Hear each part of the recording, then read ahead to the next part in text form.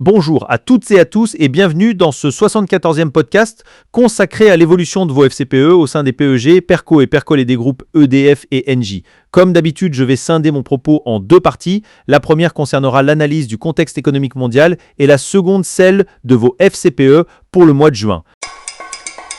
Soit dit en passant, écoutez l'analyse de la CFE Énergie sur l'actualité des industries électriques et gazières, sans bobard ni blabla.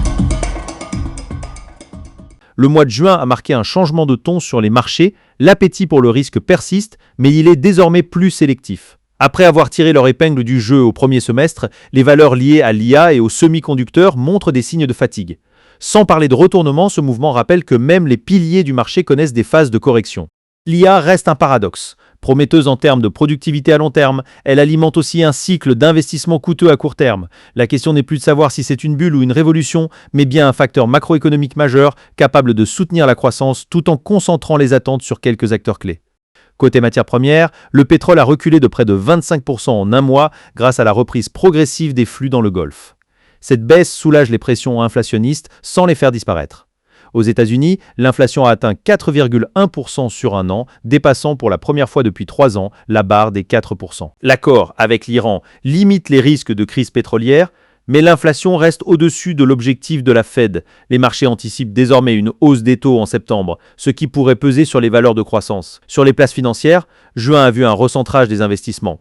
Les valeurs de croissance et les petites capitalisations, vulnérables à la hausse des taux, sont délaissées. Le CAC 40 et l'Eurostoxx 600 progressent d'environ 2,5%, tandis que le Nasdaq, plus exposé aux technologies, recule de 0,2%.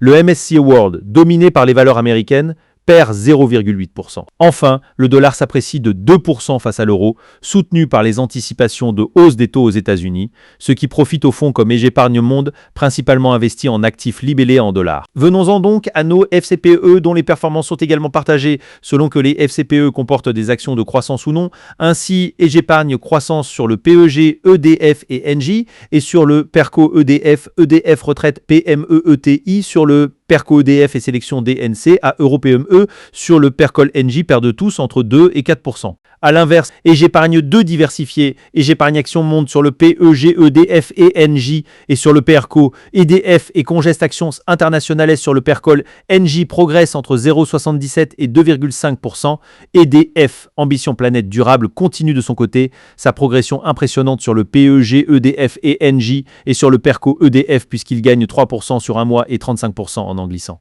Les principaux investissements de ce FCPE sont liés à des entreprises énergétiques et aux semi-conducteurs qui font des merveilles actuellement, mais le FCPE reste un fonds risqué.